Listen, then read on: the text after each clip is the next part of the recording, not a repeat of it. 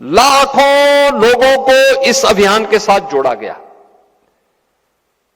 आज उन परंपरागत हस्तशिल्पी और कारीगरों को अपने यहां सम्मान मिलना प्रारंभ हुआ, तो ढेर सारे लोगों के लिए रोजगार के अवसर भी उसके माध्यम से प्राप्त हुए। हम लोगों ने इस वर्ष के प्रारंभ में 24 जनवरी 2025 को एक नई स्कीम लागू की। उसका नाम है सीएम युवा उद्यमी स्कीम।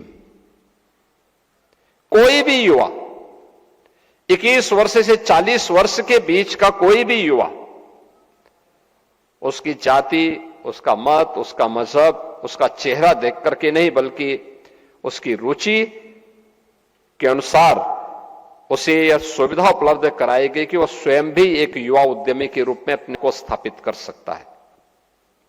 उसको ब्याज मुक्त, गारंटी मुक्त ऋण की सुविधा उपलब्ध करवाई गई।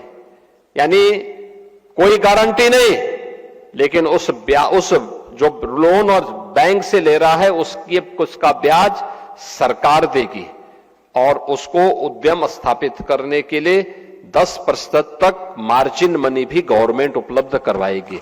और मुझे बताते हुए प्रसन्नता है, अब तक 70,000 से अधिक युवाओं ने इस स्कीम के साथ जुड़ करके, सीएम युवा उद्यमी स्कीम के साथ जुड़ करके स्वयं के उद्यम स्थापित करने की दिशा में काम करना प्रारंभ किया है।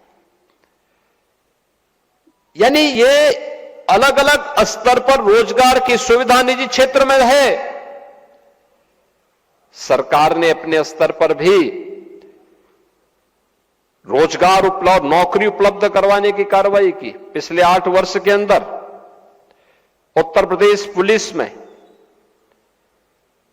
अकेले उत्तर प्रदेश पुलिस में 2,19,000 भर्तियां हम लोगों ने की और उत्तर प्रदेश के युवाओं को इसके माध्यम से सरकारी नौकरी दी।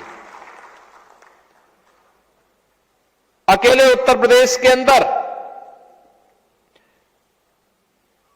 1,56,000 शिक्षकों की भर्ती की प्रक्रिया को पूरी पारदर्शिता के साथ संपन्न किया और अलग अलग विभागों की पूरी सूची अगर आप लिखेंगे तो यह संख्या बढ़ करके उसमें शिक्षा है, स्वास्थ्य है, इरिगेशन है, पीडब्ल्यूडी है, कृषि है, विश्वविद्यालय है, इन सबको अगर हम जोड़ते हैं तो यह संख्या 8.5 लाख युवाओं को सरकारी नौकरी उपलब्ध करवाने वाला देश के अंदर सबसे बड़े राज्य के रूप में उत्तर प्रदेश की गिनती आती है।